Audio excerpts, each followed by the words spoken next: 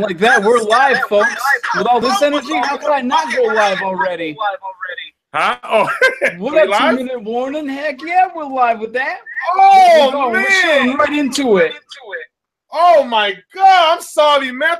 Are you serious, Shim? Oh, yeah, with that music, that was a good intro. The viewers love it. We're ready. You're ready. Looks like we're good.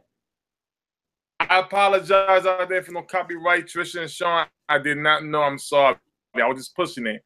I apologize. They're not going to get us. They don't care about it. Oh, man. So how you been, Tim? How you been? I'm fired up. I'm going to have me, last week I had 8 wins. The week before I had 6. I'm going for undefeated, Shim. I'm hoping I'm going to get everything correct this week. I saw my first double-digit week with a tenner. I finally got a tenner under my belt, so not looking too bad. Not looking too bad. We got some good Thursday night football tonight. I got some garlic parm wings waiting to go in the air fryer after this, so I'm pretty pumped. Nice, nice. Yeah, let's get into it. All right. Yeah, let's break it down. So tonight we got, for most of you thought that it was going to be a mustard ketchup battle. Unfortunately, you're going to be a little heartbroken. I believe the 49ers are going to be wearing all black tonight, so we're going to get a little Wiz Khalifa matchup, black and yellow. So we got the Rams visiting the 49ers tonight. This will be an interesting battle. We got Goff. You know, he had a good showing, and then the second game he was kind of against the Redskins. But overall, between these 2 games, he's about 66 completion percentage. He's got his 2 TDs and an in tow. The Rams, though, you thought that defense was going to come together. They're allowing 152 rushing yards a game. Now San Fran on the other side of that ball, San Fran, they come in. They haven't scored 10+ all year. They've had games of, I believe, 3 and 9. So they're averaging 6 yards or 6 points a game. They're getting 105 rushing yards a game, though. That's good on the offensive side of the ball. The passing isn't really there, but they're still getting their buck plus every game. So tonight, Tim, I actually see a little bit of a surprise. I see tonight at, what are we at, Levi? Yes, sir. Carlos Hyde having a big night for San Francisco and them capturing their first dub on Thursday Night Football with the Rams having to travel to their place. 49ers take it 24-17. Well, I'm liking the Rams defense. Jared Goff still got some, he's still young. He's prone to make some mistakes. We saw that last week against the Redskins. But with the 49ers, here's my thing. When I look at this game, I'm looking at experience. Hoyer doesn't have more experience. This is their first home game. Kyle Shanahan appearance with the Atlanta Falcons last year.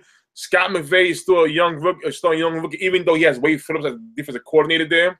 But I'm going to take in the upset 21-17 just because of that defense. They have more weapons on the offensive side of the ball. They got a running game. Not saying the 49ers don't, but I'm liking Gurley, Watkins, Cooper, Kupp. And that 3-4 defense. I got the Rams 21-17. I can respect that. Okay. So we got differences already on Thursday night. I'm not sure how week 3 is going to go for us, Tim, with the green, but here we go. We're going to break down into the Sunday. I believe this is a London game because on my sheet, Tim, it's showing me 9:30 in the morning. They're making me wake up at 9 on my off day, man. I guess I can't complain. It's football, right? So we got the Baltimore Ravens and Jacksonville both traveling to Wimbledon Stadium. I don't know where they are in London, but so with Baltimore, we got a defense that's allowing 5 points a game, Tim. They look like the Baltimore of almost 2000 right now in this short span of games that we've had so far. On the offensive side, Flacco is wacko, but they're still putting up 22 points a game. They're getting most of that yardage, 147 rushing yards a game on the ground, so that's good for Baltimore. It shows that line is still kind of intact, and they can get that running back by committee somewhat flourishing with West, Buck Allen, and Woodhead back there. And then on the Jacksonville side, we see that they also allow 136 rushing yards a game, so that looked complimentary on the Ravens' behalf. And then Jacksonville, when you look at their passing yards, Indianapolis and the New York Giants both have more passing yards than the Jacksonville Jaguars right now. And we've seen how awful their offenses are currently. So taking that into effect, I like the better defense here, and I also like the more experienced quarterback, which we all know who that is in this case. So in the London Showdown, I've got the Baltimore Ravens here in our little skim off 22-19. Was that Australian? I don't know. I'm not good with the line. I don't know. It was close. It was close enough. It was close enough. I tried, you know. It was close enough. Well, whew, the Jacksonville Jaguars. I mean, is London like their home now? The last 3 years they had a game over there. I think they're tired of seeing the Jacksonville Jaguars, Shim. They are so tired. They're like, did y'all win a game yet in London? Y'all represent in London, you haven't won a game. But guess what, Shim? Sunday. So maybe next year. But this year, this Sunday, I had the Baltimore Ravens winning 24-17, beating the Jacksonville Jaguars. I hopefully they'll realize they need to try to get better at quarterback. Good stuff. Okay, so we got that agreed on. Nice. All right, so let's bring it down. We're actually starting to get the sleepies out of our eyes. We're starting to open up the Tostitos and the fresh salsa dip. We're getting into the 1 p.m. games here now, finally, folks. So first ticker of the day, we got the Denver Broncos traveling to the east side to visit Tyrod Taylor and the Buffalo Bills. This is going to be we got Denver. They're allowing less than Buffalo in rushing yards a game, and they're also – their defense is destroying the top line offensive lines in football right now in Denver. It's almost like they're just manhandling a lower tier football group at times. It's almost amazing to watch.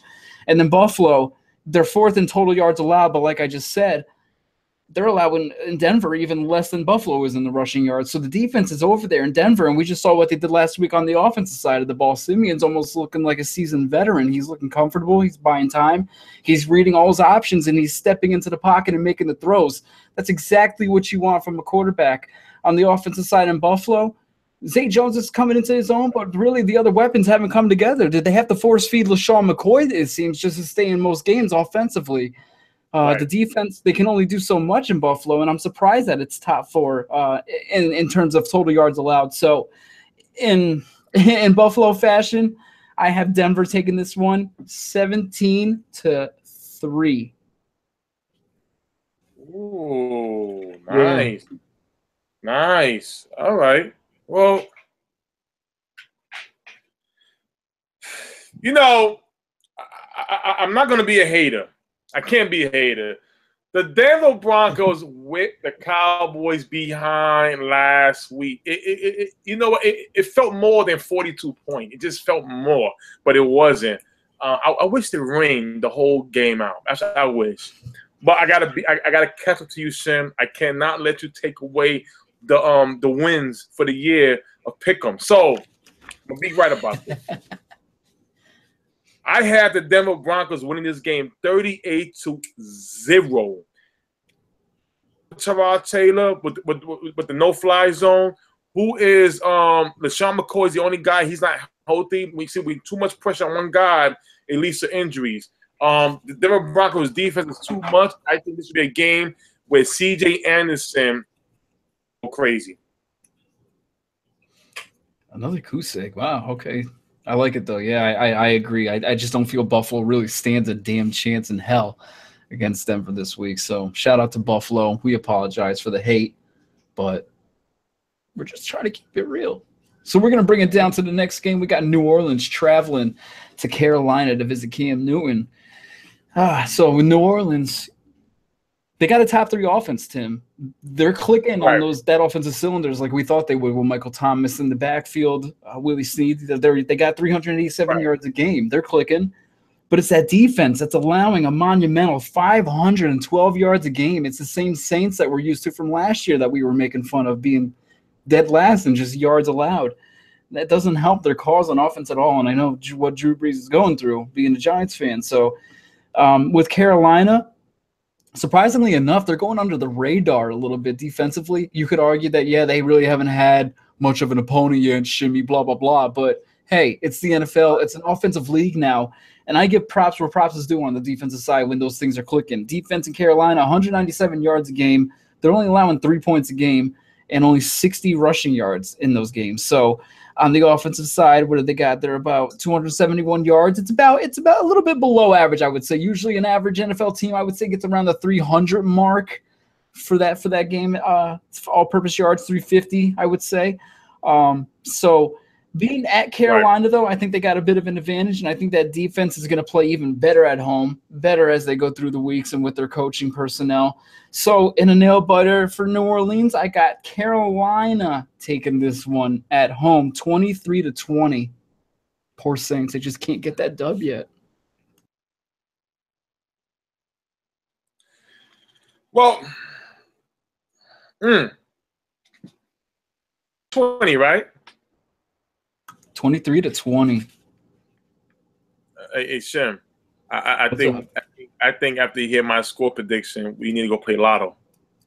Just because if I score everybody, I'm just gonna let you guys know we don't rehearse scores before we start the show. This is all, we don't.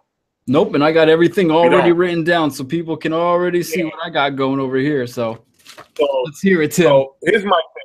Carolina Panthers. I don't like how Cam Newton looked last week with his shoulder with his shoulder. We know he had a shoulder surgery this past summer.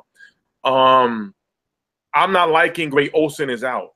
Okay, I don't know who's gonna fill his void. I'm not too sure if Ed Dixon, the backup tight end, is he gonna be able to do that. Now coming out of Carolina, we want to talk about who's the hottest man between James Stewart and McCaffrey. I think in this game it should be McCaffrey if they go score for score because you need some type of versatile back. I think Kelvin Benjamin, you got to step up this game here. The Saints lost a bad one against the New England Patriots, and I think they'll rebound beating the Carolina Panthers 20. Okay, I got where you're coming from. All right. Yeah, so that 21-8. Come on, book it. Play some Lotto today. 21-20. Next, we got Joe Dirt, a.k.a. Ben Roethlisberger, traveling down to Chicago to visit the giant beanstalk in Trubisky. Pittsburgh, man. They got a top three defense currently. They're only allowing 237 yards all-purpose a game, which is great. But on that offensive side, man, they really need to get Le'Veon going, and he himself needs to get in that football shape really quick and turn it around. He's only the rushing in Pittsburgh 68.5 rushing yards a game. Right. That's not going to cut it. You got to be at least in the 90 or 100s, especially if you're going to have a good passing game. Chicago, they're in the bottom 25% on defense, below average offense. It's looking like basically this is just going to be a year for Tariq Cohen, maybe some Jordan Howard to kind of emerge. And I think sooner or later we're going to see Trubisky. I just think you have to bite the bullet in Chicago and just realize you're not really playing for much. Let's develop this guy. But if he's really, really, really not ready, I think that even speaks more volumes that Trubisky was probably way overdrafted if he's not even going to step foot on the gridiron this season. Right. So, and obviously I see Ben and his unit coming together. I even see Le'Veon coming out playing a lot better than he has in the previous 2 weeks. 27-13, Pittsburgh. Wow. You know what? For all you Chicago Bears fans out there, y'all need to send Shim some flowers and a thank you card how nice he was. Because here's the thing. I'm not going to be so nice, Shim. Listen, there's no need for discussion. I mean, listen, in 2 minute warning, I know we have guys like Corey and Brian and Christopher.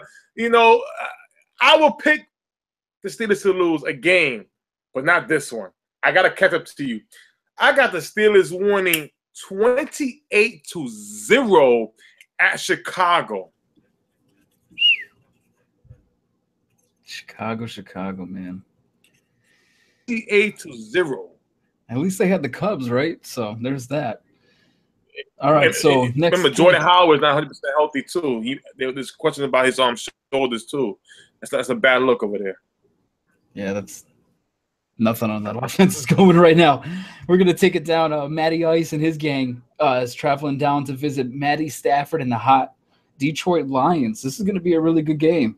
Atlanta, Right. if you look at their stats, they're about 25 yards from being a top 5 offense. That's how close it is right now since it's so young in the season. They're getting 28 and a half Right. points a game, almost like they were just last year. Defense needs to come together a little bit, though. They're allowing, the defense is letting up 334 yards. Something needs to come together with those cornerbacks and the safety. The line isn't too bad, but I think they need to gel a little bit better there in Atlanta. So once they get that going, I think they're just as good as a good Super Bowl contender as they were last year. And switch it over to Detroit. They got a top 10 defense going right now, 289 yards allowed a game.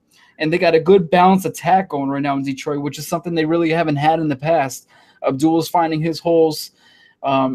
Stafford's just making good decisions, and the receivers are catching. The defense is just making good tackling all around, good stuff in Detroit. But I think this is where they finally figure out that it's not going to be such easy pickings the whole way. I got Atlanta in this one, 28-17. Detroit getting their first L. Wow. Well, here's the thing, Shim. I know our very own 2MW brother, Kyle, aka Della, is watching this. I know he's watching. I know he's ripping some papers. I know these guys are going to pick Detroit. Cal, aka Della, I'm going to pick the Detroit Lions winning this game 35-28, beating the Atlanta Falcons. Everybody want to say, man, the Falcons almost lost against the Bears at Chicago. For some at home, they're a great team. All like Superman. But the minute they're on the road, they turn into Clark Kent. Even though Clark Kent still got powers, but he's clumsy. That's how they play. They play very clumsy on the road. So I got the Detroit Lions beating the Falcons 35-28. Next game, we got Cleveland at Indianapolis. Cleveland, man. He's such a great offensive line, yet there's like virtually no run game there, which is kind of surprising. Thought Crowell would kind of come into his own this year. And they lost Corey Coleman. Kenny Britt, I don't know what's up with him. Rashard Higgins is looking like their #1 receiver this year.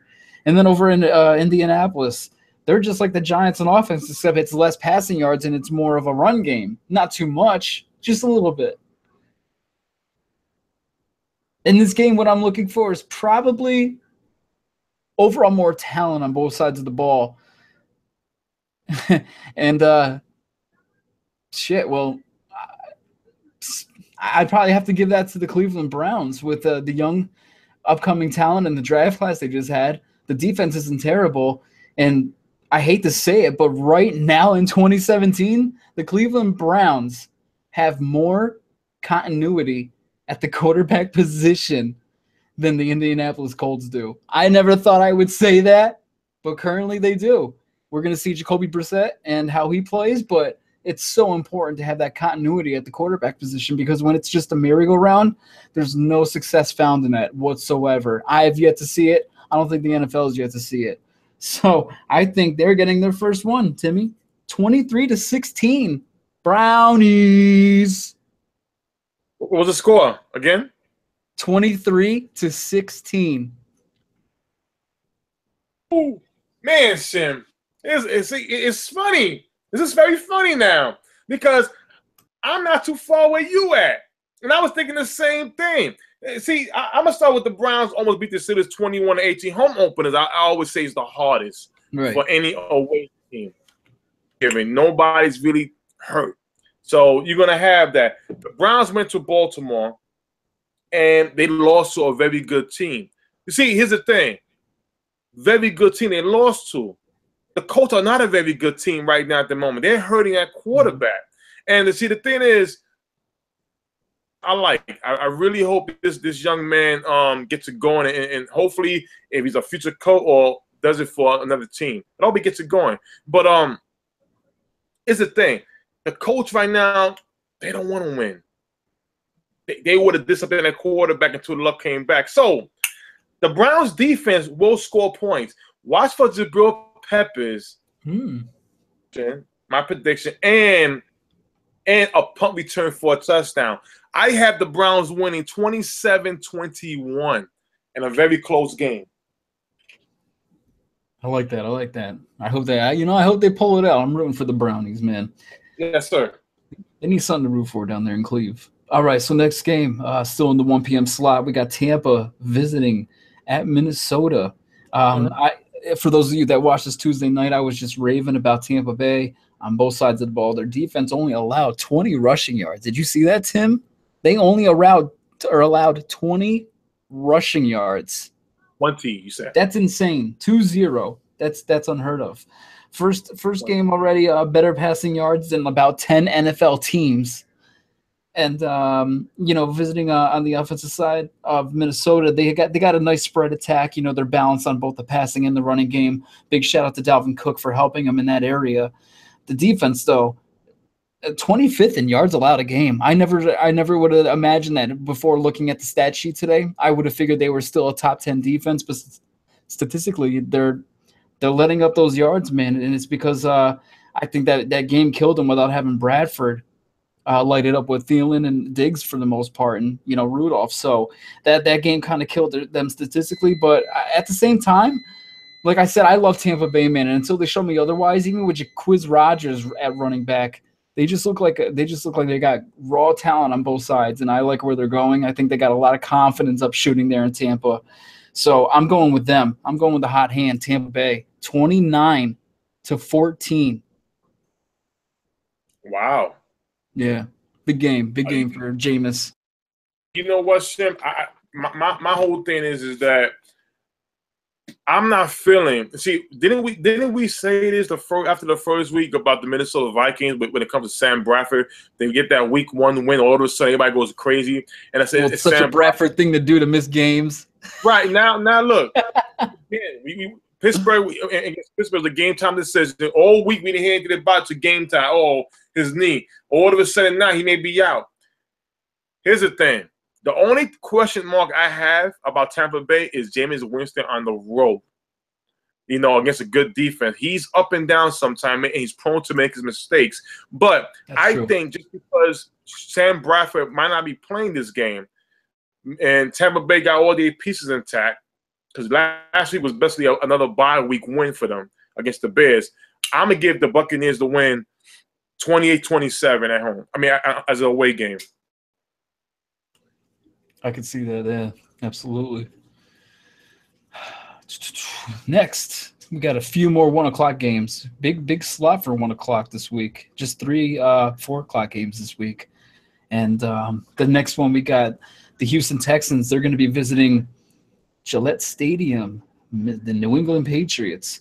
Now with Houston, they got a top 10 defense, and obviously we all saw that coming with that D-line, amazing D-line, and a very good, secondary. But at the same time, they're having to rely on the run for the most part. They got a rookie quarterback who's still learning the playbook, I'm sure, learning a lot of the terminology. And don't overlook something like such as small as, these guys are human. This guy is Deshaun Watson. He's a 21-year-old kid, maybe at most, going to New England.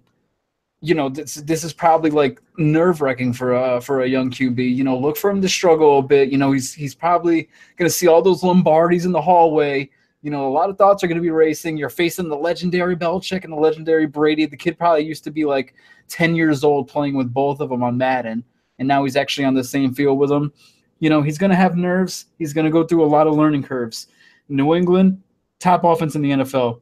You didn't even have to say it, but being a Belichick coach defense, I never would have imagined they would be 31st in yards allowed right now. They are struggling a bit on the defensive side, but overall, Tom Brady, you just saw him just go to surgery last week with the 447 I think he had.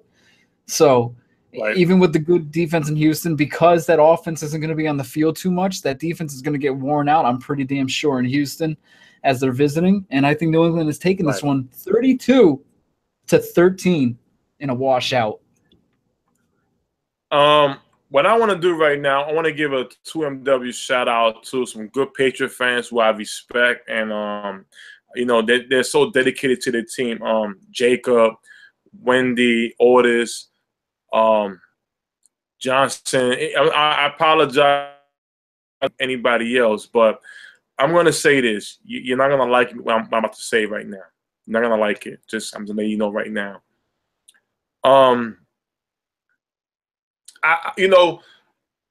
There comes a time where a guy can't do it no more. Maybe he can do it, but he won't be at his best. Same as last year. I mean, I know it's early, but Tom Brady, maybe the guys are getting just faster. I mean, maybe that's what it is. So what a 3-4 defensive Chiefs did to him.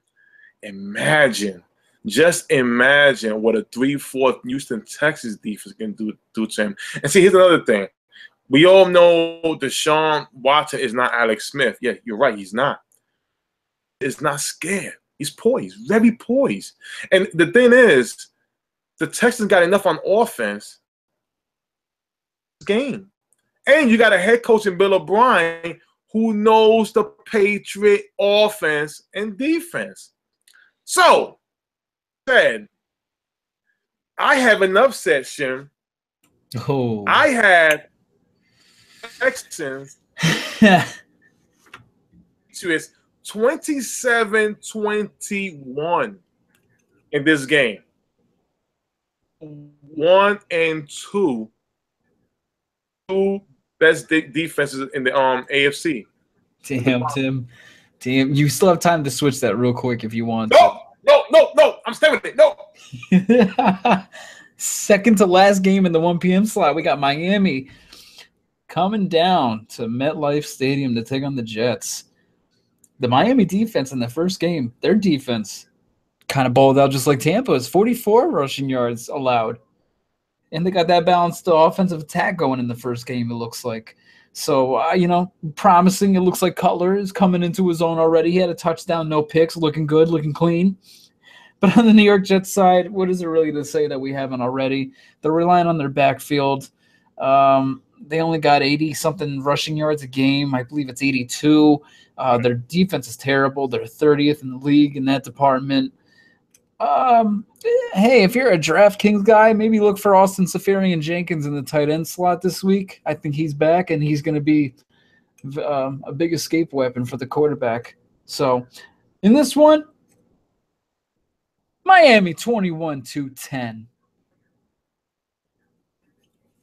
Wow. AFC least. Excuse me. This is Trisha, our boss. Hold on a second. Tim, you better pick the right team. Oh. All right, Trish. I'm sorry, sweetie. You know what's up, girl. You know you our sis still, but we gotta. I'm sorry, Trish. I'm sorry. I have the Miami Dolphins knocking off the New York Jets 27-21 AFC. Hey, listen. I like what the Jets are doing on defense. I really, really, really do. It's the offensive side of the ball. When Jermaine Kearse is your best receiver on the team, look, we all know Jermaine Kearse, right? That's one of the receivers who played for Seattle that we all said Seattle has no good. He's the best receiver on the Jets. That's not good. It's not good. No, not good. It's not good. And the last game in this 1 o'clock slot, we got the New York Giants traveling down to Philly. Caw-caw! Tim, I'm sure that song is still engraved in your head, isn't it? EAGLES fly. Oh my God! Listen, I just finished therapy, Shim. I can't. That song in the drive. I apologize. I didn't know you just finished. My fault. Let me clean my ears out now. Hold on. Tim, you're gonna want to clean those ears out because you're gonna probably enjoy the hell out of this. The New York Giants are the only team with under 100 yards rushing. They don't have 100 yards rushing yet, Tim. Not total. 1 game, 2 games. How many total yards? Under 100. So Wow. they're allowing 324 yards a game. That defense is supposed to be good, but it's not going to be good if they're on the field too damn long because that offense can't do a damn thing. They're allowing 21.5 points a game. They're going to a Philly team that's only allowing 88 rushing yards a game, and they're a top 5 offense right now, putting up 381 yards a game. So if I can do math pretty well and I can put kind of, what correlates with what, and these guys don't allow a lot of rushing yards. These guys don't even have that many rushing yards as they really allow. These guys put up a lot of numbers. These guys really don't. I have to. I'm sorry. 24-17 Eagles. I have to be real. I'm sorry. Got to be real. Can't sit here and pick my team when I just don't think they're I'm sorry. Excuse me. I don't think they're doing anything.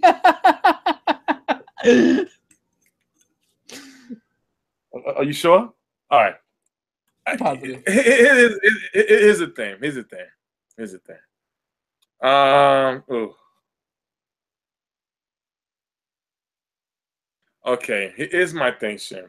I know. You're still mad with this with that bad loss. Here's what I got. Okay. I don't like none of these two teams. I really don't. Everybody knows that. My team. So, but I'm gonna pick this team. I'm gonna pick very fair. Okay, we all know the Giants have looked very bad on the offensive side of the ball. The Eagles' defensive line, their front seven, I think is the front four is much better than with the Detroit Lions there and with the Cowboys there. The Giants gave up 8 sacks on the offensive line. Bad. But see, here's the thing though. You have a certain guy who's back in the lineup. He didn't play 100% week 2, but he will be better week 3. Now, with that being said, okay, I remember you can't always pick a team to win or lose because of what happened last week. It's like a chess match. Everybody plays everybody different. I'm gonna read you a couple of names, Shim. Secondary, they're all banged up. Now, the Chiefs were able to move the ball down the field with Tyreek Hill. This guy is a special team player last year. There's no way he should be. Now, Kelsey's a tight end. One tight end was able to go down the field like that. Now, one tight end. Now, Shim, listen, I want you to feel me, brother. Look. Feel the love, Shim. Excited, Shim. Feel it, Shim. I'm trying. I'm going with this. It's hard to. Now, here's the thing, Shim. Kansas City Chiefs defense against the Eagles. You mean to tell me Torrey Smith could not get open on E.J. Gaines or Terrence Mitchell? Does anybody know who Terrence Mitchell is? He was an undrafted free agent from the Dallas Cowboys who got went out to Chicago Bears, and he's a starting cornerback on the Chiefs, and there's no Eric Berry, and you mean to tell me the prize free agent Alshon Jeffrey could not get anything going on that defense? Yeah. The Eagles are facing the New York Giants, a way better defense than the Kansas City Chiefs now, okay? So, with that being said, I'm going to say this. What I could do is going to create something where the ball will get out of Eli's hands so freaking fast. Cox, Vinny Curry, Brandon Graham get to even sniff Eli. The guys going on the field already. With that being said, you got Ingram, you got Beckham Jr., you got Shepard, okay, you got Brandon Marshall, the other tight end. It's a lot of weapons. They can't run the ball, but they can pass the ball. And the Eagles' cornerbacks are Patrick Robinson, Mills, who was a free safety from LSU, Rodney McLeod, Malcolm Jenkins, he's a good brother. Older. I have the New York Giants upsetting the Philadelphia Eagles and Carson Wentz 28-21 NFC East showdown. Listen, we all talk about defense against Eli Manning. What does Carson Wentz have over there? Come on, let's keep it real now. Win the whole game. Shim, stop crying, Shim. Stop crying over there. I don't stop it. I know you happy I picked the Giants, man. Stop it already, man. It's kind of like when you get an ice cream cone, you know, and you drop your cone with your friends. Like, don't worry, bro. You can have some of mine. It's like, yeah, but you know, it's still not the same. But I appreciate your generosity a lot. I really do. Listen, I'm telling you, it's people are looking. Listen, I think it's gonna be a hard game, a very hard game with that old. Listen, they better put some stickers on every flower's hand, so when the guy puts his hands on, he's stuck to him. Some sticker was saying, but they need to give him the Hyrule shield or some shit from Zelda. No, something. It's not in good shape at all. Not in great shape at all. We're going to hit our first 4 o'clock game, though. We got Seattle actually going downtown to Tennessee. Seattle, though, man. They're 24th on offense. They're 17th on defense. They virtually have no offensive line. Russell Wilson is running back there and screaming, Sierra, Sierra. They're the 5th worst in passing yards a game. Obviously, RW3 isn't having the year that he thought he would in a bounce-back year. So, Tennessee, you look at that side, the number 6 offense, they got a middle pack of defense that's growing every week, and they got a rushing game behind that O-line that's just going to keep flourishing, and I like the tandem. I love the Murray-Henry tandem. It's not great for fantasy lovers, but when you're speaking strictly football, that's the kind of backfield that you want behind that O-line. So I got the Tennessee Titans taking this one 20-16.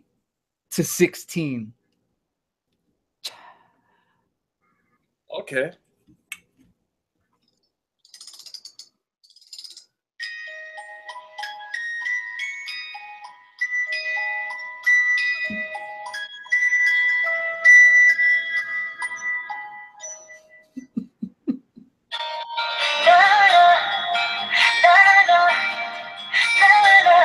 Step out of it, Russ. Step out of it, Russ. Step out of it, Russ. Hey, Russ. Russ? Do you remember last week's game? Listen. Sierra is that fine woman. Love my wife. Sierra. We know that, Russ. But 12-9 against the 49ers last week. That was kind of messed up. Now, you're going to Tennessee, and that old line is bad. Your wide receiver corps is. The defense don't play the same on the road. So, with that being said, I had the Tennessee Titans knocking off Seattle 21-20. All right. You got a little bit of a closer game. I see you. Okay. 4-point and a 1-point game. All right. We see it being a close one. All right. So we got the Red Rocket and the Cincinnati Bengals traveling to Lambeau Field to take on Rodgers. Cincinnati, number 7 defense. But with that defense, you got a struggling Andy Dalton, man. He is looking piss poor real bad. I'm sure the Bengals fans are screaming for yet another year for Marvin Lewis to be let go.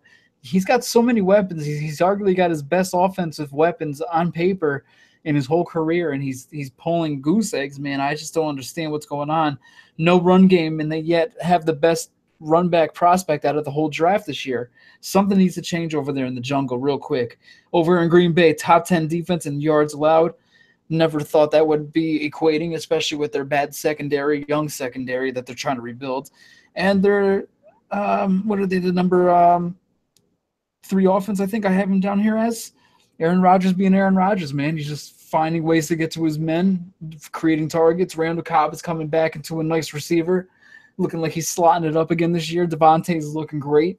He was supposed to be great 2 years ago, but now he's finally looking like the Devontae we've all been waiting him to be. Jordy just being Jordy again. He's top 5 when he's healthy, arguably. Man, it's hard to beat them in Lambeau, isn't it? And it's not even cold out yet. 27-20, Green Bay Packers. Wow. Listen, I'm going to dedicate my picks to our 2MW brother, Maxwell, who was a big Bengals fan. He's been, calling out for change. We all know that last week's loss against the Houston Texans, Zampese from the Bengals got fired, right? So the fire on. I'm going to dedicate this pick to Mr. Maxwell. See, look, what we're going to see right now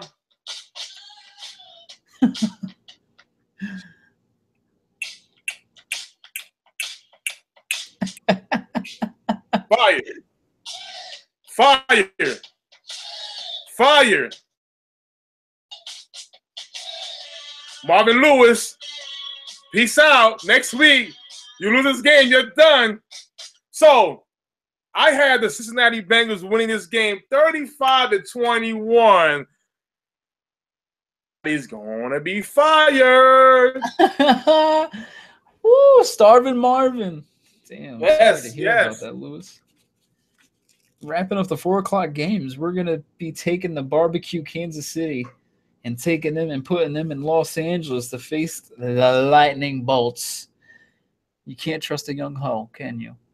Kansas City, they got the number 2 offense currently and the number 29 defense. What? 29 defense? Kansas City? You're supposed to have aren't you guys supposed to be like really good defensively? Playing at Arrowhead Stadium and stuff. Anyways, Alex Smith playing well, playing good, playing the same as usual, though. It's 10-yarders. Everyone's still gasping when he goes over 20.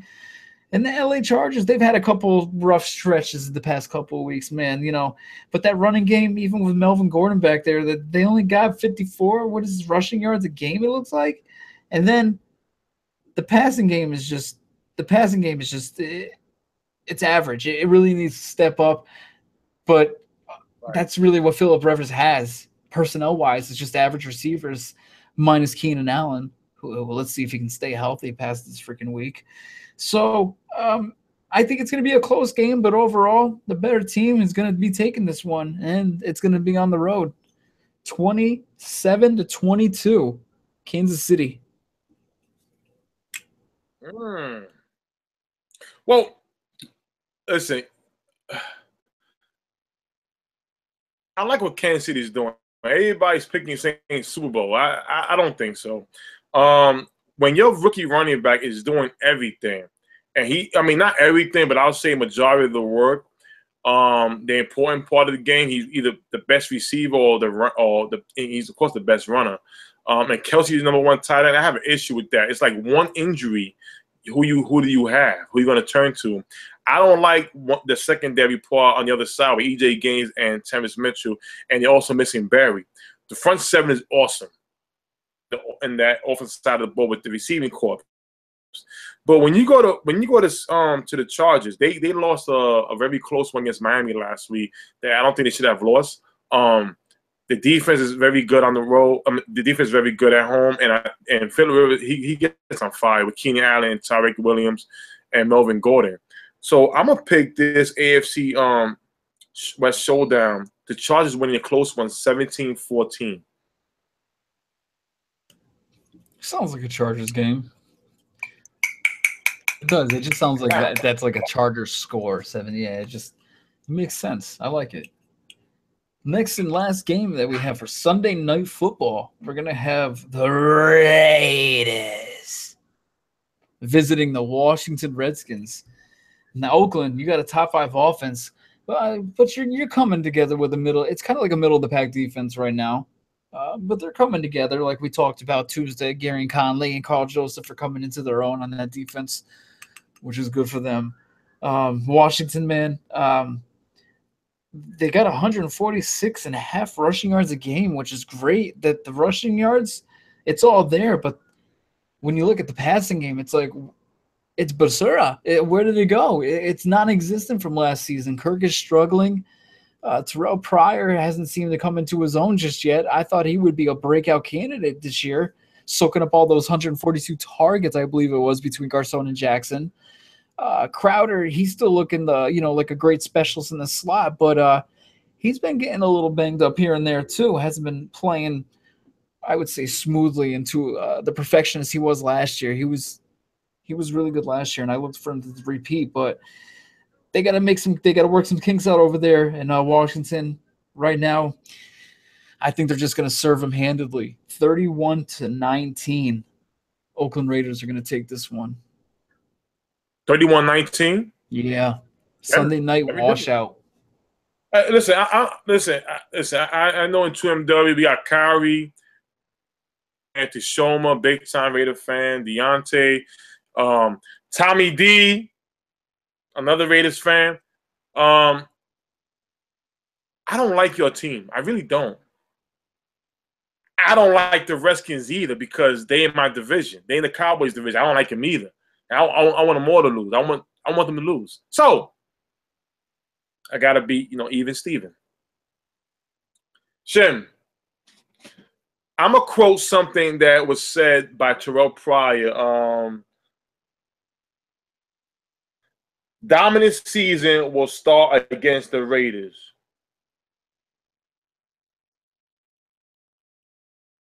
And week 1, this is week 3, right? That's correct. Why the dominant season didn't start against the Eagles when they bashed secondary? Why the dominant season didn't start against the Rams last week? Against the Raiders, a better team than you faced 2 weeks ago.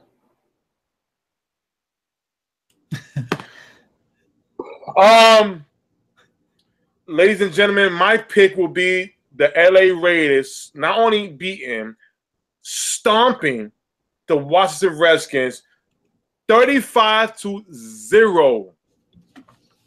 See, to you. Where's Crowder at? Thompson is there because Rob Kelly is banged up. P. Ryan's a rookie. Yeah. Correct. 35-0 Raiders. Yeah. I feel your confidence in that pick. I feel it.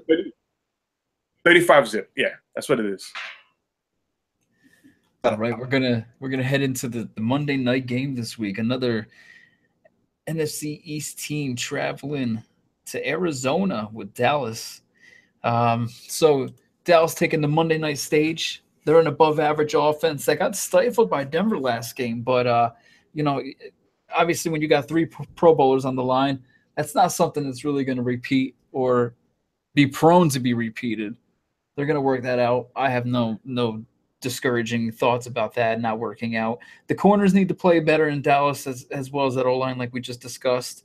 But overall, once Dak starts making those throws and his accuracy comes together, they'll be just fine.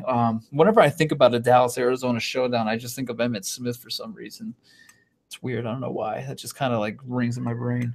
But with Arizona, virtually nothing positive to report on the offensive side and a below-average defense. The offense, the only thing they have on offense is the passing game right now between Fitzgerald, Nelson, and Brown. Yeah, Tim, I know we've said this plenty of times, but we said well before the season started, David Johnson was going to be 95% of their utilization in the backfield. And now that David Johnson is gone,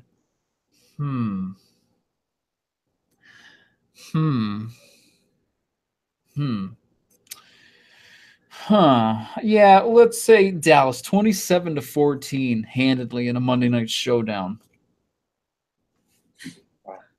Well, before I make my pick, I'm going to give out a message to a couple of Dallas Cowboy members of the organization.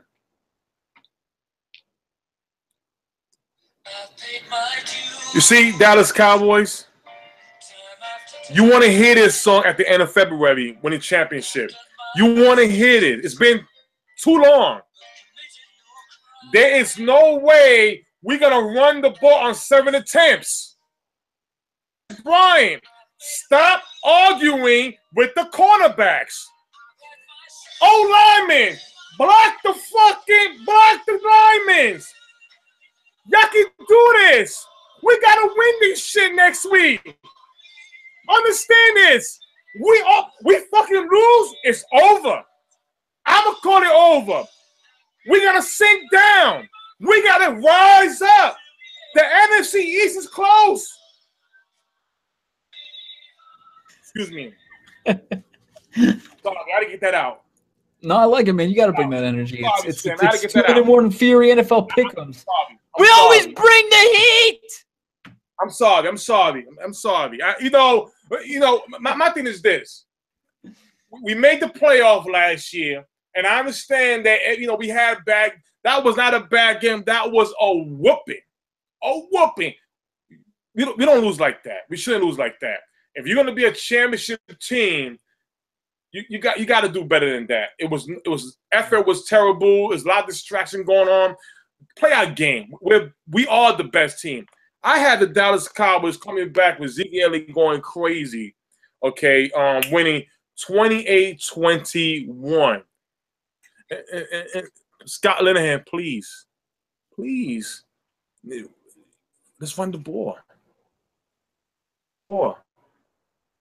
Argue with Peterson. You're great. We know you're great. They want to get in your hand and distract you. That's all it is. But Des, you're the man. We all know that. Cole Beasley, brother, you got soul. You got some hot sauce. Do what you need to do.